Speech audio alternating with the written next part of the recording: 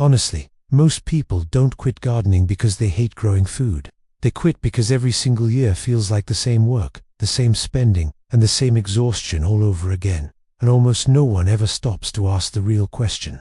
The problem isn't the plants, the problem is the system. Every spring looks the same. Garden centers are packed, carts are full, plants look perfect, and optimism is high. Seeds, seedlings, compost, fertilizer, everything feels like progress.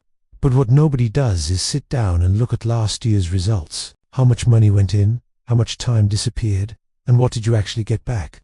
If you care about growing food in a way that makes sense long term, hit like and subscribe to PermaYield. This channel isn't about hype or trends. It's about real numbers and real systems, the kind that get easier over time instead of harder.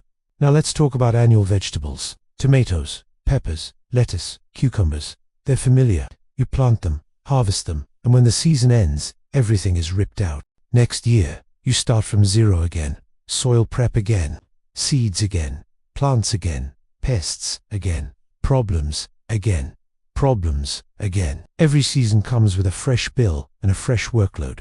Let's do some honest math. Even a small backyard garden easily runs $50 to $100 in seeds or seedlings.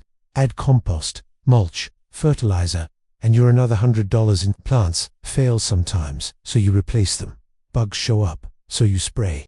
Most gardeners quietly spend $200 to $300 every year without realizing it. Over 5 years, that's more than $1,000 gone. And that's just money. That doesn't include your time. Time is the heavier cost. Annuals lock you into deadlines. Miss the planting window and the season is over. Life gets busy and the garden pays the price. There's no pause button. Annual gardening doesn't forgive gaps. Now look at perennials. Fruit trees, berry bushes, perennial herbs, perennial greens. These plants don't ask you to start over every year. You plant them once and they keep coming back. Stronger, bigger, more productive. People say perennials are expensive. Up front, yes. A fruit tree might cost $40. A berry bush, $15. But these aren't one-season plants. They're long-term assets. A berry bush producing just 1 pound per year very conservative gives you 10 pounds in 10 years. At store prices of $4 to $6 per pound, that's $40 to $60 of food from a $15 plant. And in reality, most perennials produce more as they mature. Perennials don't just give food, they stabilize your system. Deep roots build soil. The ground stays cooler. Moisture lasts longer. Weeds decrease. Every year, the workload drops instead of increasing. That's why, at PermaYield, we talk about systems instead of seasons. Annuals force you to think short term. Perennials push you to think ahead. And remember this, if you stop gardening for a year, annuals give you nothing. Perennials keep growing anyway. That quiet resilience has real value.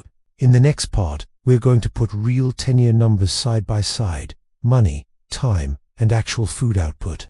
Once you see it laid out, this stops being an opinion. Drop a comment and tell me, you're growing mostly annuals, perennials, or both.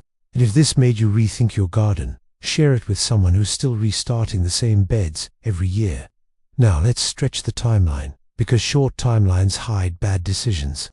We're going to look at what happens over 10 years, not 1 or 2.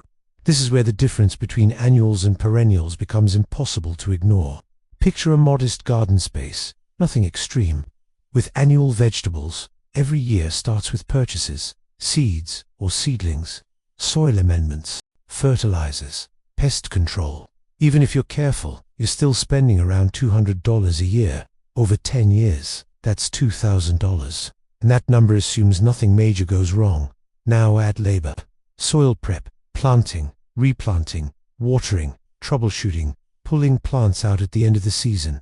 Let's say you spend just 2 hours a week during the growing season. Over 6 months, that's about 50 hours per year. Over 10 years, 500 hours. That's more than 12 full work weeks spent just keeping the system alive.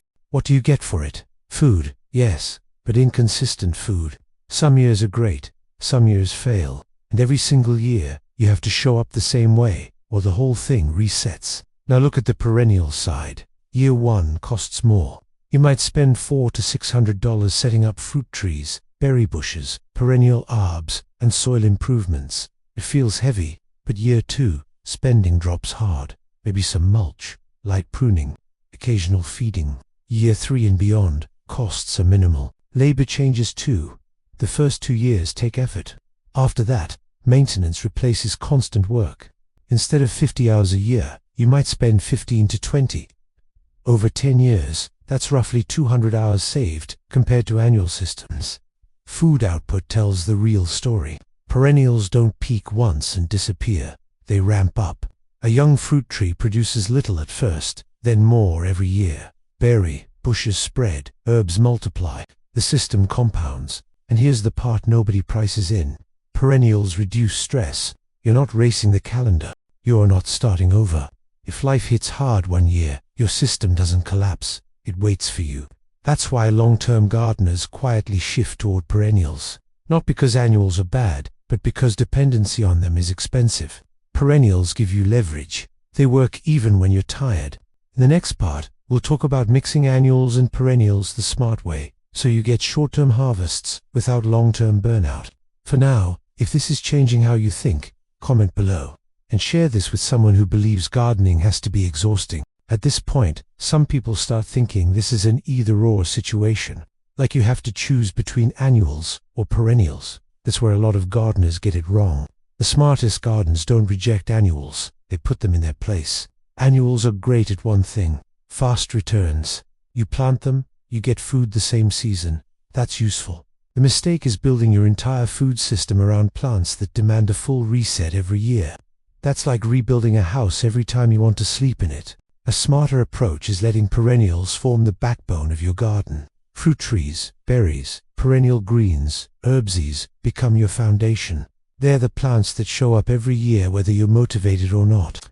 Once that base is established, annuals stop being survival crops and start being bonus crops. When perennials handle a big portion of your calories and nutrients, annuals become flexible. You can grow tomatoes where there's space instead of forcing space. You can skip a season without guilt. You can experiment without risking your entire harvest. That shift alone removes a huge amount of pressure from gardening. There's also a soil advantage that rarely gets talked about. Annual beds are disturbed constantly, digging, turning, pulling plants, replanting. Soil life never fully settles. Perennials do the opposite. Their roots stay in place year after year, feeding microbes, building structure, and storing carbon underground. Over time, the soil literally becomes easier to work with. This matters because healthy soil reduces inputs. Better soil holds water longer. That means less irrigation. It supports plants naturally, which means fewer fertilizers. It balances pests, which means less spraying. Each improvement stacks on top of the last. At PermaYield, we see this again and again. Gardens that lean heavily on perennials slowly start running themselves. Not perfectly, but predictably. You stop reacting to problems and start anticipating them. That's a huge difference mentally. Another hidden cost of annuals is decision fatigue. Every year, you're deciding what to plant, where to plant it, when to start it, and how to protect it. Perennials remove a lot of those decisions. The plants are already there. They already know what to do. You're just guiding them. And let's talk about aging, because no one likes to admit it. The garden you design at 30 isn't the body you'll have at 50 or 60. Systems that rely on heavy seasonal labor become harder over time. Perennials age with you. Once established, they demand less physical effort, not more. This is why people who've been gardening for decades almost always say the same thing. I wish I planted more trees earlier. Trees take time. There's no shortcut. The best time was years ago. The second best time is now. Annuals can't give you that gift. They never reward patience. Perennials do. In the final part, we'll bring everything together. We'll talk about how to start transitioning without overwhelming yourself, what mistakes to avoid, and how to think in 5, 10, and 20-year timelines so your garden starts working for you instead of the other way around. Before we get there, leave a comment and tell me what's stopping you from planting more perennials right now. Space, time, cost, or just habit. And if you know someone who feels burned out by gardening, share this with them. Sometimes one perspective shift changes everything. So how do you actually shift without tearing everything apart or spending a fortune all at once? This is where most people freeze. They see the long-term benefits but don't know where to begin. The answer is simpler than it sounds.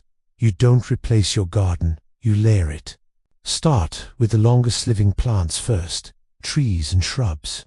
Even one fruit tree this year is a win. One berry bush is progress.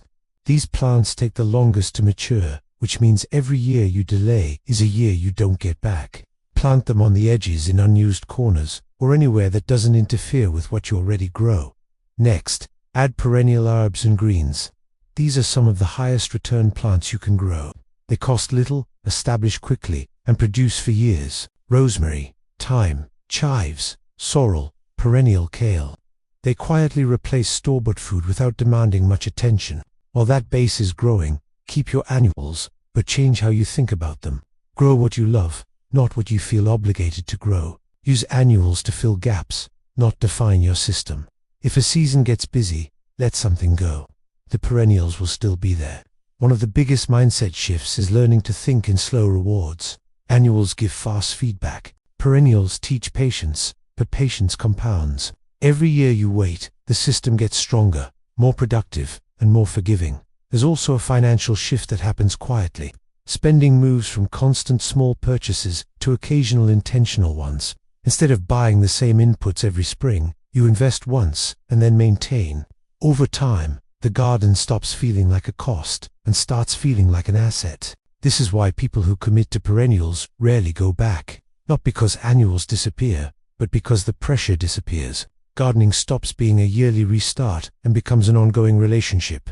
At PermaYield, that's the core idea we build around. Design for the future version of yourself. The one with less time, less energy, but more wisdom. A garden that depends on constant effort will eventually fail. A garden that rewards early effort keeps giving. If you take one thing from this video, let it be this. Food systems should grow more resilient over time, not more fragile. Annuals alone don't do that. Perennials do. Now I want to hear from you. In the comments, tell me what perennial you'd plant first if you started today. And if this video helped you see gardening differently, share it with someone who's tired of starting over every spring. That one share might save them years of frustration. Thanks for spending this time with me. If you want more content like this, real math, long-term thinking, and practical design, stay connected with PermaYield. Your future garden will thank you.